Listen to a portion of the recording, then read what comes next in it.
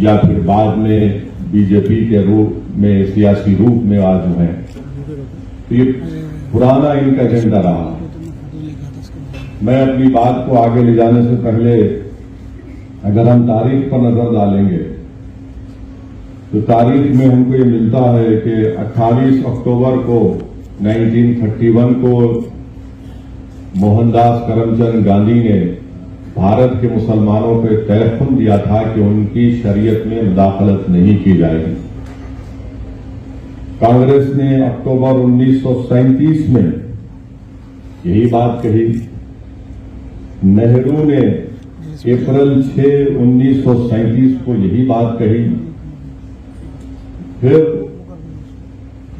1966 17 मई को लोकसभा में जो उस वक्त के लॉ मिनिस्टर थे जनाब जीएस पाठक साहब ने ये कहा, मैं अंग्रेजी में पढ़ के तर्जुमा करूंगा, कि personal laws are mixed up with religion and that we can not coerce people to accept our views about the religion and customs. उन्होंने ये उस वक्त के पाठक साहब कानून के वजीर थे, मंत्री थे, उन्होंने लोकसभा में ये कहा 17 मई 1966 को कि पर्सनल लॉज मजहब के साथ जुड़े हुए हैं और हम यानी हुकूमत आवाम पर दबाव नहीं डाल सकती कि वो हुकूमत के सोच को, अपने मजहब और कस्टम को छोड़ दें। यानी अपनी हुकूमत की जो व्यूज हैं वो हुकूमत किसी को मजबूर नहीं कर सकती कि वो अपने मजहब को और अपने कस्टम को छोड़ दे। यही बात अगस्त 29, 1963 को उस वक्त के लॉ मिनिस्टर ए.के. सेन ने भी कही थी। लोकसभा के अंदर खड़े होकर 2 लॉ मिनिस्टर ने बात कही थी। अब यहां पर बार बार यह कहा जाता है कि जैसा कि अभी यहां पर जिक्र किया गया, मुफ्ती साहब ने कहा कि हमारे वजीर आजम ने कहा कि कैसे एक घर में 2 कानून रह सकते हैं। मैं इस बात का इकरार करता हूं कि भारत के प्रधानमंत्री सबसे ज्यादा पढ़े लिखे और हम सब थम्सअप हैं, मगर भारत के प्रधानमंत्री को शायद ये नहीं मालूम कि इस मुल्क में आज भी नॉर्थ ईस्ट में एक ऐसा स्टेट है जहां पर क्रिमिनल प्रोसीजर एक्ट अभी भी अप्लाई नहीं होता, सीआरपीसी अभी भी अप्लाई नहीं होता। इस मुल्क में आज भी ऐसे कवानीन है कि मुफ्ती इस्माइल साहब मालेगांव से निकलकर अरुणाचल प्रदेश नहीं जा सकते जब तक कि उनको परमिट नहीं दिया जाता। हमारे वतन अजीज में ये भी कानून है कि कोई भी औरंगाबाद से उठकर हिमाचल प्रदेश की एग्रीकल्चर जमीन नहीं खरीद सकता। हमारे मुल्क में हमने यह कानून बनाया कि अगर कोई बड़ा मल्टीनेशनल कंपनी होगा तो वो अगर उन किसी कंपनीज में कॉन्ट्रैक्ट पर इख्तलाफात हो गए तो हम उसका फैसला आर्बिट्रेशन के जरिए सिंगापुर में करेंगे। ये हमने कानूनी सहूलत दी कि अगर 2 कंपनीज में झगड़ा होगा तो हम इसका फैसला सिंगापुर में करेंगे। अब देश के प्रधानमंत्री ये जानते हैं या नहीं जानते हैं मेरे को नहीं पता है, मगर ये मौजूद है। और नागालैंड और मिजोरम को तो हमने आइन में 371 का जिक्र कर दिया। अच्छा, फिर ये भी आप देख लीजिए कि ये इस मुल्क की खूबसूरती है कि यहां पर मुख्तलिफ किस्म के लोग रहते हैं। ये बोलना कि यकसा सिविल कोड जनसंघ और आरएसएस की शुरू से साजिश ये रही कि भारत की सबसे बड़ी अक़लियत मुसलमानों की एक मजहबी शनाख्त को खत्म कर दिया जाए। और मैं आज आपके दरमियान में खड़े होकर खुलकर कह रहा हूं कि बाज अगर हमारे जिम्मेदारों को मुस्लिम पर्सनल लॉ बोर्ड से इख्तलाफ है तो इख्तलाफ रखिए आप, मगर एक बात याद रखिए कि ये जो शरीयत application act 1937, dissolution of marriage act 1939 है, ये आपको इस बात की इजाजत देता है कि आप कुरान और सुन्नत के मुताबिक अपनी जिंदगी को गुजारें। अगर ये आपसे छीन लिया जाएगा तो फिर आपका नुकसान होगा इसमें। तो इसलिए इसको पर्सनल लॉ बोर्ड से अगर किसी व्यक्ता पे रखिए, मगर इससे ऊपर उठकर देखिए इसको आप। अच्छा, जब आईन बना जा रहा था, जब आईन बन रहा था, ये दोनों कानून को नहीं हटाया गया। 1937 के और 39 के कानून को नहीं हटाया गया था। आईन बन गया और ये कानून का हिस्सा भी बन गया। तो जो बात अंबेडकर और उस कमेटी में आईन बनाने वालों ने नहीं सोची, आज भारतीय जनता पार्टी सोच रही है। और मेरा मानना यह है कि मैंने शुरू से कहा और आज भी कह रहा हूं कि अंबेडकर से बड़ा संविधान को समझने वाला आज तक कोई पैदा नहीं हुआ, ना पैदा होगा। ये एक बात। अब जो अहम बात यह है कि ये बोला जाता है कि दुनिया में कहां पर है दो कानून, बताओ आप। तो हम उन लोगों को बताना चाह रहे हैं जो भारत के लोगों को बेवकूफ समझते हैं। इंग्लैंड में जाइए, आपने पढ़ा हो इंग्लैंड में। इंग्लैंड में दो क्रिमिनल लॉ है, एक स्कॉटलैंड का है, एक इंग्लैंड का है। क्या मुल्क कमजोर हो गया? फिर बोलते नहीं यहीं पर तुमको पर्सनल लॉ है। नहीं, गलत। पड़ोस में श्रीलंका है, वहां पर पर्सनल लॉ है, श्रीलंका में है। अच्छा, फिर आप दुनिया में बोलते कहां है बताओ। आपको जानकर हैरत होगी कि इजराइल में, इजराइल के जो इजरायली मुसलमान हैं, वहां के शहरी, उनको पर्सनल लॉ उनका है, उनका चलने की इजाजत है। फिर सिंगापुर में है। अब आप बताइए, फिर ये बार बार ये झूठ फैलाया जाता है कि नहीं सिर्फ भारत में इनकी तुष्टीकरण हो रही है। ये नहीं है। अब मैं आपके सामने जो बातें रखना चाह रहा हूं कि ये यूनिफॉर्म सिविल कोड से सबसे ज्यादा अगर तकलीफ होगी तो हमारे हिंदू भाइयों को होगी। और वो क्यों होगी मैं बताता हूं आपको। मैं कानून का हवाला देकर, क्योंकि बहुत सी बातें कही गई हैं, मैं कानून का हवाला देकर हमारे हिंदू भाइयों को और बहनों को पैगाम देना चाहता हूं कि आपको एक सहूलत दी गई है। हिंदू मैरिज एक्ट 1955 में सेक्शन 5, सबसेक्शन 4 और सबसेक्शन 5 में, उसमें यह कहा गया कि शादी उन लोगों में नहीं हो सकती जिनमें सपिंडा रिलेशनशिप हो। मगर आगे जाकर कहा गया, however there is an exception carved out if there is a custom or usage. यानी आप माने अगर आपके हिंदू भाइयों में है कि अगर उनके वालिद के 7 नस्लों में और मां की तरफ से 5 नस्लों में कोई रिश्तेदार है तो शादी नहीं होगी। मगर उसका एक्सेप्शन दे दिया, यानी उसका एक्सेप्शन उनको दे दिए। अब आप ये एक्सेप्शन खो देंगे, क्योंकि जब यूनिफॉर्म सिविल कोड अगर आएगा तो एक्सेप्शन कैसा मिलेगा आपको? अगर आपका कस्टम है तो फिर मेरा भी कस्टम है, याद रखिए आप। तो यकसानियत कैसा होगा? अगर पैदा करना है तो कैसा होगा? ये आपका नुकसान होगा। दूसरा सेक्शन 7 है ceremonies of Hindu marriage act का, कि आप अपनी शादी अपने कस्टमरी राइट्स के तहत, यानी आपके जो रिवायती हैं उसके तहत आप करें। यूसीसी आएगा तो सेक्शन 7 चला जाएगा। सेक्शन 29 सेविंग्स का क्लॉज है, वो चला जाएगा। और सेक्शन 2 सबसेक्शन 2 है जो शेड्यूल्ड ट्राइब्स को एग्जाम करता है। उनको ये कहा जाता है कि उसमें कहा गया कि Hindu marriage act scheduled tribes पर अप्लाई नहीं होगा, तो फिर ये हमारे शेड्यूल्ड ट्राइब्स भाइयों का भी नुकसान होगा। फिर सेक्शन 3 का डेफिनेशन है जिसमें ये बताया गया कि कस्टम एंड यूसेज क्या है, वो आपसे चला जाएगा हमारे हिंदू भाइयों से। और तमिलनाडु के हमारे हिंदू भाइयों को मैं कहना चाहूंगा कि Hindu marriage Tamil Nadu amendment act 1967, इसमें अंग्रेजी में पढ़ता हूं, सेक्शन 7 उसमें डाला गया 1955 के कानून में। क्या कहा गया? Introduce a special provision regarding Suyamariyathai and Seerthirutha marriages, और उनके जो कस्टमरी रिचुअल्स हैं उसके तहत करेंगे। अब जब यूनिफॉर्म सिविल कोड लाया जाएगा तो आप इस चीज से महरूम हो जाएंगे तमिलनाडु में।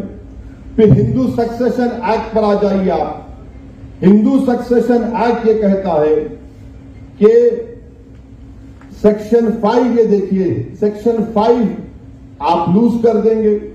माने अगर किसी को एक स्टेट है, किसी को एक को दे दिया आप, एक आदमी को, और इसका मिसाल दे रहा हूं, बीजेपी के जो शाही खानदान के लोग अभी बीजेपी मध्य प्रदेश में हैं, भाई और उनके मरहूम भाई और बहनों में आज भी कानूनी केस चल रहा है। नाम लूंगा तो फिर मीडिया वाले 6 बजे से मेरा निकाह शुरू करेंगे, तो अक्लमंद को इशारा काफी है। तो ये कानून अगर आप यूसीसी आएगा तो हिंदू सक्सेशन एक्ट 1956 का सेक्शन 5 चला जाएगा आपका। और फिर आप आ जाइए section 6 devolution of interest in को पर्सनल प्रॉपर्टी, ये भी गायब हो जाएगा। इससे नुकसान हमारे हिंदू भाइयों को होगा। क्यों होगा? क्योंकि जॉइंट हिंदू फैमिली में को पार्सनरी है वो ज्यादातर मिताक्षरा कानून पर है। अब मुसलमानों को समझने की जरूरत है कि हमारे हिंदू भाइयों में 2 स्कूल ऑफ थॉट है, एक दया भागा है, एक मिताक्षरा है। तो अब ये होगा तो फिर ये मिताक्षरा के स्कूल ऑफ थॉट से आप लोग महरूम हो जाएंगे। और फिर हिंदू अनडिवाइडेड फैमिली, यानी अगर कोई हमारे हिंदू भाई को सहूलत दी गई है सिवाय सिर्फ हिंदू भाइयों को कि वो अगर कोई बिजनेस शुरू करे, कारोबार, अगर हिंदू अनडिवाइडेड फैमिली में उनको टैक्स से रिबेट मिलता है इनकम टैक्स में। और अगर यूसीसी आएगा तो हमारे हिंदू भाइयों को 2015 का इनकम टैक्स का ये रिकॉर्ड बताता है कि 3065 करोड़ रुपया अगर उनको टैक्स रिबेट मिला।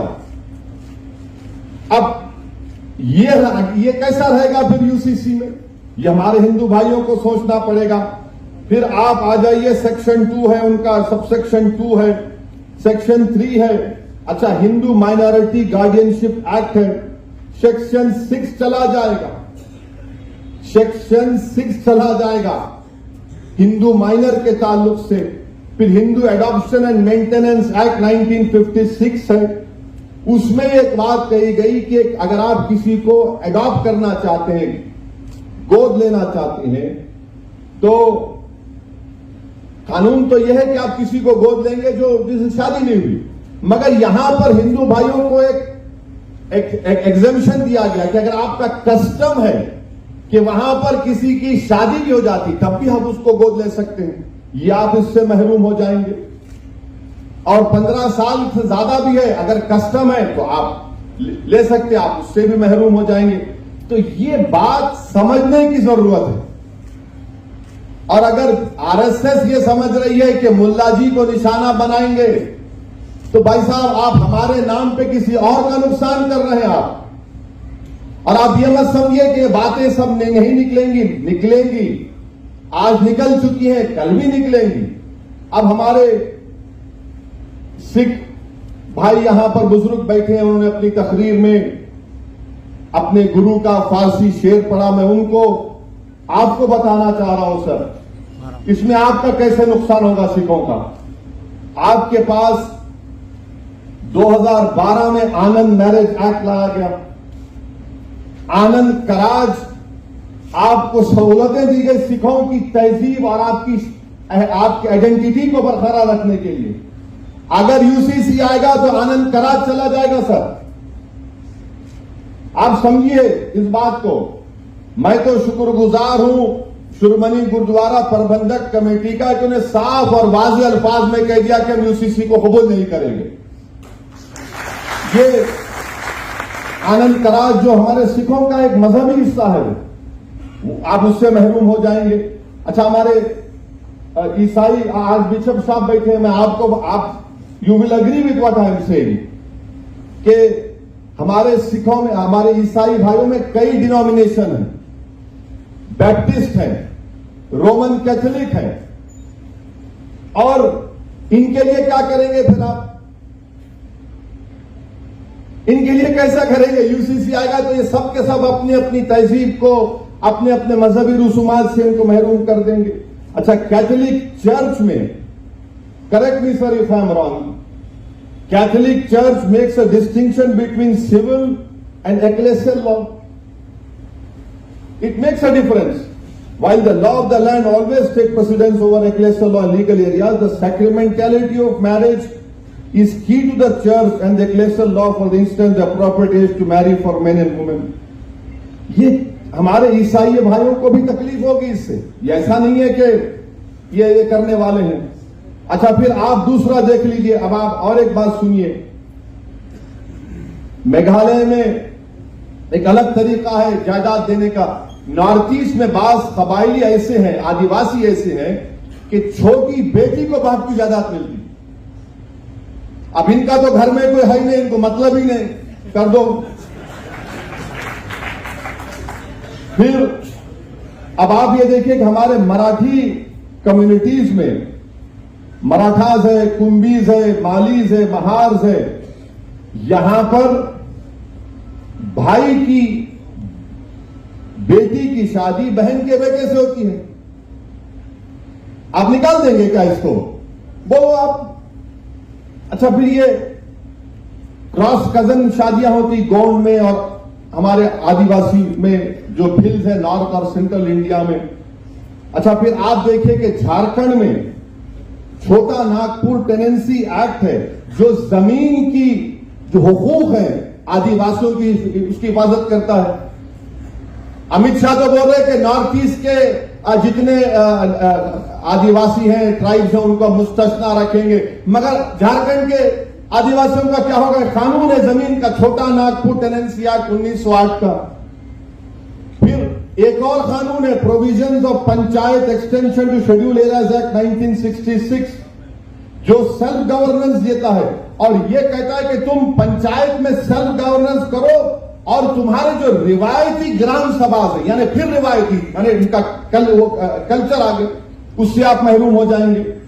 तीसरी बात यह कि झारखंड में संताल परगानेस टेनेंसी एक्ट है 1949 जो झारखंड के संताली कबायलियों की जमीन की हिफाजत करता, आप उससे महरूम हो जाएंगे. आपको समझना है कि नरेंद्र मोदी कहां से आ रहे हैं. दिखा तो रहे कि मुसलमान को सबक सिखाएंगे, मगर नुकसान देश का होने वाला है. नुकसान देश की प्लुरलिज्म को होगा, इज्तिमाइयत को होगा. जो काम हमारे बुजुर्गों ने नहीं किया आप करने जा रहे हैं. तो इसीलिए यकसा सिविल कोड भारत के लिए ठीक नहीं. और फिर हमारे बाज मुसलमान हैं, जमहूरियत है, आपको राय रखने का अख्तियार है, मुझे भी राय रखने का अख्तियार है. और जो लोग आज नरेंद्र मोदी के इशारों पर कठपुतली बनकर नाच रहे हैं, मैं तुमको सरकारी मुसलमान पुकारता हूं. अच्छा, बात को खड़े होकर बोलते क्या बोल रहे हैं लोग, कहां है कुरान सुन्नत में? तो इन लोगों के लिए उलेमा काफी है जवाब देने के लिए. एक शायर ने बड़ा अच्छा कहा इनके बारे में. इन गुलामों का यह मसलक है कि नाकिस है किताब. इन गुलामों का यह मसलक है कि नाकिस है किताब, कि सिखाती नहीं मोमिन को गुलामी की तारीफ. ये वो लोग हैं. और किसी शायर ने एक जगह पर अच्छा कहा, खुद बदलते नहीं कुरान को बदल देते हैं, हुए किस दर्जे के फकीयान हरम बेतौफीक. ये वो लोग हैं. अब आप देखेंगे दिल्ली में एक फंक्शन होने जा रहा है, ये रंग बिरंगी कपड़े पहन के पूरे पहुंचने वाले हैं. रंग बिरंगी कपड़े, एक एक रंग का एक एक रंग में जमे हुए हैं लोग, मगर इनका रंग, इनका दिल बीजेपी से मिला हुआ. वहां पहुंच के बोलेंगे डरने की कोई बात ही नहीं है. मैं उन लोगों से भी बड़ी साफ तौर पर कहना चाह रहा हूं, याद रखो शरीयत रास्ता है, तरीकत मंजिल है. शरीयत पर कोई कॉम्प्रोमाइज नहीं किया जा सकता. अगर कोई अब कह रहा है कि मैं सूफिज्म को, तरीकत को मानता हूं, तो फिर जुनैद बगदादी ने रहमतुल्लाह अलैह ने क्या कहा था? जुनैद बगदादी रहमतुल्लाह अलैह ने कहा था कि सूफी वो है जो दुनिया में मर गया और अल्लाह के लिए जिंदा है दुनिया में। अब ये लोग, अब दिल्ली में होने जा रहा है एक प्रोग्राम, ये सरकारी मुसलमानों का, ये पूरे बैठेंगे और कोई फिक्र की बात नहीं है। अरे तुम इतने बड़े बड़े आस्थानों से आते हो, तुम इतनी बड़े बड़े औलिया अल्लाह के आस्थानों से आते हो, अरे बादशाहों के महल वीरान हो गए, बर्बाद हो गए, मगर वो आस्थानें आज भी आबाद है। क्यों आबाद है? क्योंकि वो जो लोग थे उन्होंने दुनिया को तर्क किया, अल्लाह की मोहब्बत को सामने रखा, रसूल अल्लाह सल्लल्लाहु अलैहि वसल्लम से ढूंढ कर हर चीज से ज्यादा मोहब्बत की, क्योंकि आज दुनिया उनको याद रखती है। मगर आज दिल्ली में आप जाएंगे और आप बोलेंगे नहीं, कुछ परेशानी की बात ही नहीं है, कुछ भी नहीं है। मेरे दोस्त, आपको अगर ये हुकूमत की खुशामद करना है करिए, मगर एक लाइन डालिए, एक लाइन डालिए, उससे आगे मत जाइए आप। अच्छा, और एक बात मैं आपको बताकर, क्योंकि असर का वक्त होने वाला है। हाँ बिल्कुल, आप पंचवक्ता नमाजी नजर आ रहे हैं माशाअल्लाह। अच्छा, बहुत अच्छा, वेरी गुड। मेरे लिए दुआ करना भाई, गुनाहगार हूं। दुआ ये करना कि अल्लाह जबान में और तेजाबगी दे। अच्छा, ये अब मुसलमानों को निशाना बनाते, हर टीवी प्रोग्राम अब देखो यकसा सिविल कोड का होता, क्या दिखाते टीवी पे? बुरखे में जा रहे हैं बहन हमारी बेटी, अरे मुसलमान टोपी पहन के जा रहा। इनको ऐसा है, ये बड़े तकलीफ में है, इन पे जुल्म किया जा रहा है, जायदाद में हिस्सा नहीं दिया जा रहा है। मैं चैलेंज के साथ कह रहा हूं, दुनिया में अगर सबसे पहले किसी ने किसी महिला को जायदाद में हिस्सा दिया तो वो रसूल अल्लाह सल्लल्लाहु अलैहि वसल्लम इस्लाम है। इस्लाम ने कहा दो औरत को जायदाद में हिस्सा दो। नहीं, मगर आप टीवी पे दिखाते बड़ा जुल्म हो रहा। अरे ये बिल्किस बानो का जुल्म तुमको याद नहीं आया? बिल्किस बानो को तुम भूल गए? ये जो बच्चों को जो नासिक में गाड़ी से उतारकर मॉब लिंचिंग करके मार दिया गया, उनकी कमजोरी तकलीफ याद नहीं आई तुमको? जिन बच्चियों को हिजाब पहन के जा रहे हैं उनका हिजाब खींचा जाता है, वो तकलीफ याद नहीं आई आपको? अब ये बताना कि देखिए मुसलमान, अरे मेरे दोस्त, सच्चाई ये है। और फिर और एक बात कि मुसलमान बहुत शादियां करते, कहां है रिकॉर्ड? बताओ कितने शादियां हम करें, बताओ, निकाल के बताओ ना, कितने शादियां मुसलमान करे, कितने शादियां हमारे हिंदू भाई करे, कौन कौन से कितने करे, बताओ। अच्छा, जो करे उनके साथ उनकी जोरू नहीं रहती।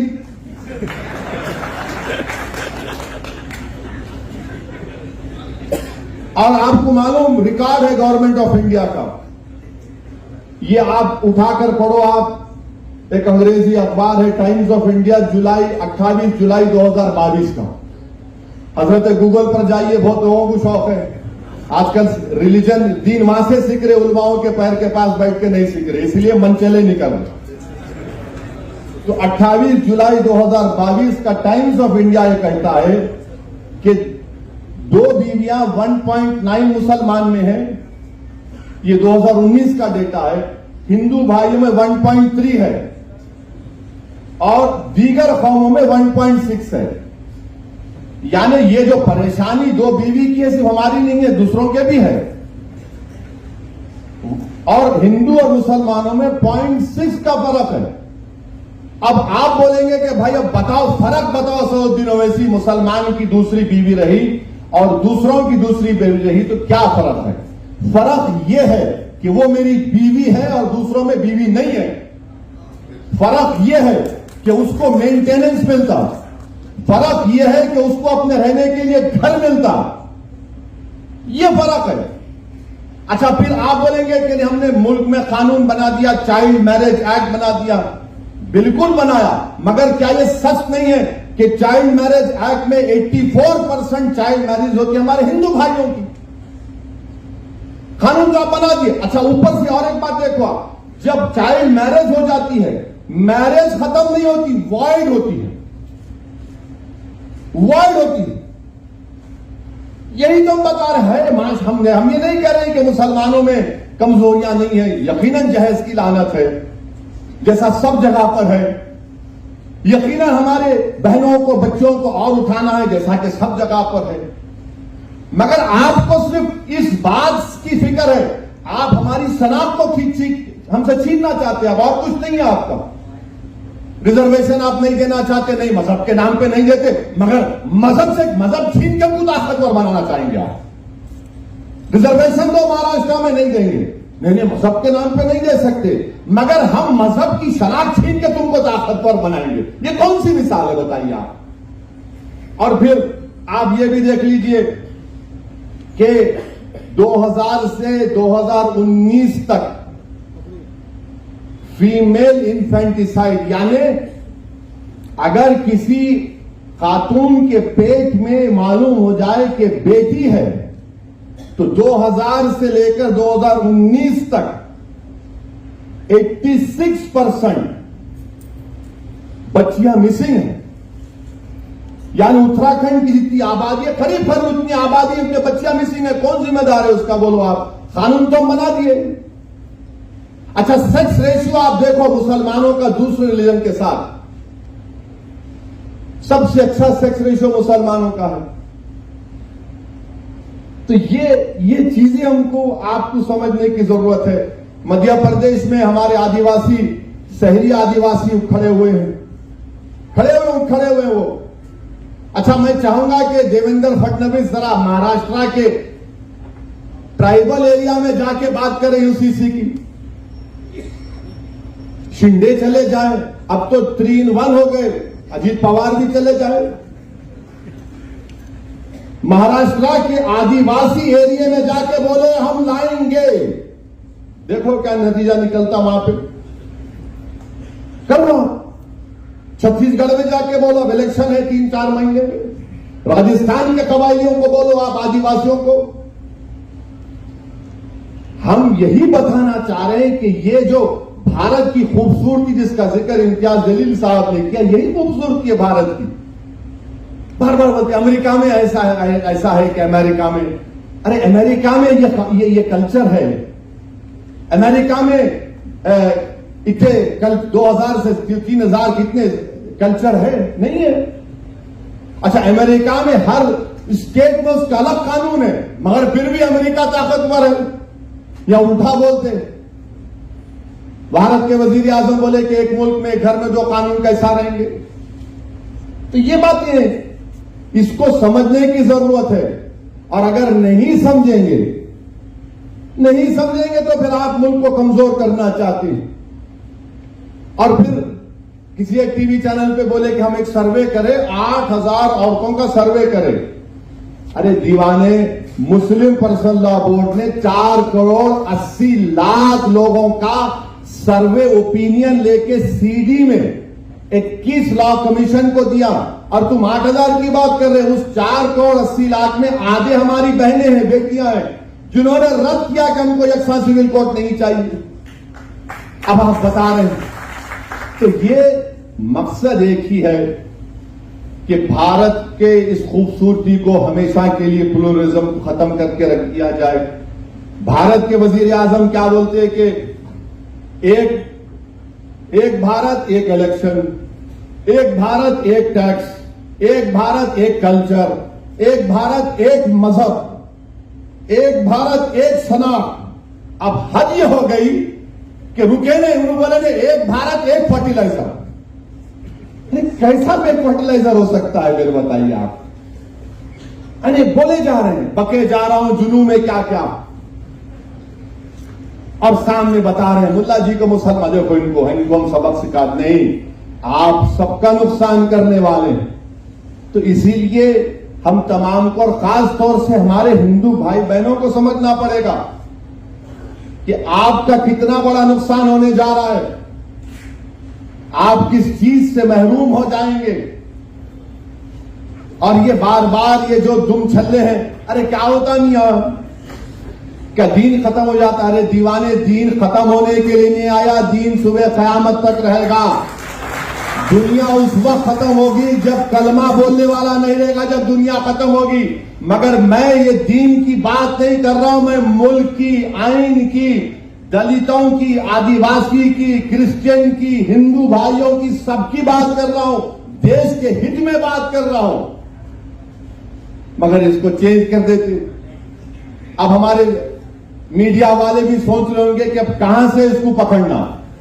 नहीं पकड़ सकते आप। कहां से पकड़ते पकड़ो आप। कोई कैरम बोर्ड है, क्वीन को कब गिराएंगे, किंग को कब गिराएंगे। मुल्क है भाई, मुल्क को चलाना है। ये भारत है, 130 करोड़ का देश है। इसको आप 2 मिनट नूडल के साथ नहीं चला सकते। लाए नूडल खरीदे, 5 मिनट बनाए, अम्मा देखा, बच्चे बैठा, बच्चा खाता बैठ के। ये ऐसा नहीं है भारत। ये 130 करोड़ का देश है। यहां पर हमा किस्म के लोग हैं, हमा किस्म के रंग के लोग हैं, हमा किस्म के सोच के लोग हैं।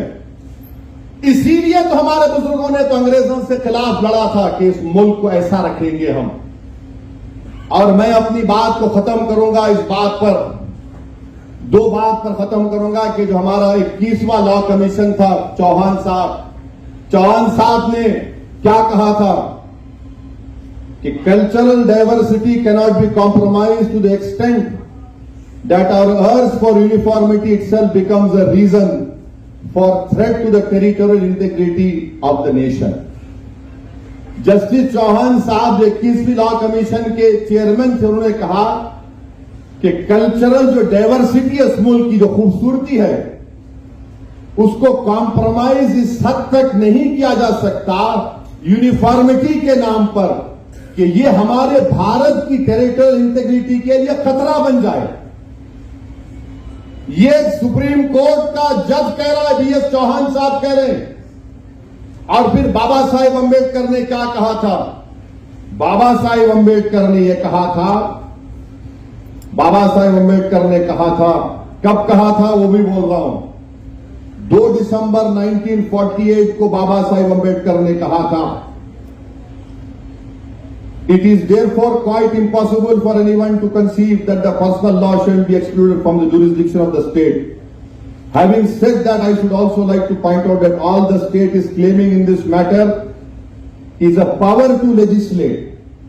और आप देखिए यहां पर बाबा साहिब ने क्या कहा, There is no obligation upon the state to do away with personal laws. यानी स्टेट के ऊपर ये कोई ऑब्लिगेशन नहीं है कि पर्सनल लॉ को हटा दे। फिर बाबा साहब आगे कहते हैं कि it is only giving a power, therefore no one need be apprehensive of the fact that if the state has the power, the state will immediately proceed to execute और enforce that power in a manner that may be found to be objectionable by the Muslims और by Christians और by other community in India. फिर बाबा साहब कहते हैं, we must all remember, सबको इस बात को याद रखना है, बशमूल मुसलमानों को। माने बाबा साहब कह रहे हैं, अंदर पार्लियामेंट में जब आइन बनाया जा रहा था, including members of Muslim community have spoken on this subject, that no one can, though one can appreciate their feelings very well, that sovereignty is always limited, no matter even if you assert that it is unlimited, because sovereignty in the exercise of that power must reconcile itself to the sentiments of different communities. No government can exercise its power in such a manner as to provoke the Muslim to rise in rebellion. ये बाबा साहिब ने कहा कि कोई भी हुकूमत अपने अख्तियारात को इस तरह से अगर इस्तेमाल करेगी कि मुसलमानों को प्रोवोक करे कि वो रोडों पर निकल कर आए, रेबेलियन करे। ये बाबा साहेब अंबेडकर ने कहा। और क्या कहा बाद में बाबा साहेब ने, I think it would be a mad government if it did so. Baba Sahib ने कहा अगर ऐसा कोई करेगा तो पागल हुकूमत है। ये बाबा साहेब अंबेडकर ने कहा था। But that is a matter which relates to the exercise of the power and not to the power itself. ये बाबा साहेब अंबेडकर ने कहा था। अब नरेंद्र मोदी जो बाबा साहेब अंबेडकर का नाम लेते लेते नहीं थकते, उनको पढ़ना चाहिए। ये आरएसएस वालों को जो झूठी मोहब्बत करते बाबा साहिब से, उनको पढ़ना चाहिए। और ये जो सेक्युलर पार्टी है, चाहे वो कांग्रेस हो, राष्ट्रवादी हो, उनको मैं पूछना चाह रहा हूं, कांग्रेस पार्टी को, गांधी ने अक्टूबर 28, 1931 को नहीं कहा था? क्या कांग्रेस ने अक्टूबर 1937 को नहीं कहा था क्या नेहरू ने अप्रैल 6 1937 को नहीं कहा था बोलो फिर मुंह खोलो? और वो लोग जो मुझ पर, मुफ्ती इस्माइल पर, इम्तियाज जलील पर, डॉक्टर गफ्फार कादरी पर इल्जाम लगाते हैं, बी टीम, अरे कहां गए तुम लोग? आज गूंगे बन के बैठे हो। तुम शरीयत की हिफाजत के लिए तुम्हारी जबान को जुम्बिश नहीं देते। इलेक्शन आ जाएगा तो गुलामी करने के लिए तैयार हो जाते हो।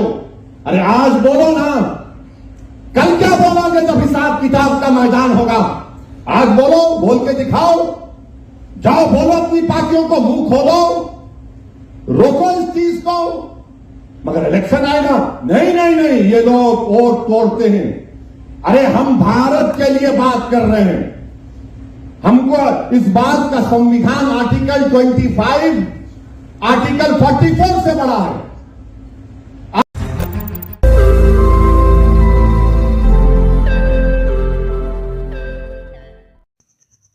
रोज नई खबरों को देखने के लिए हमारे औरंगाबाद समाचार चैनल को सब्सक्राइब कीजिए और नोटिफिकेशन पाने के लिए हमारे बेल आइकन को दबाइए ताकि हर खबर की नोटिफिकेशन आपको मिलती रहे।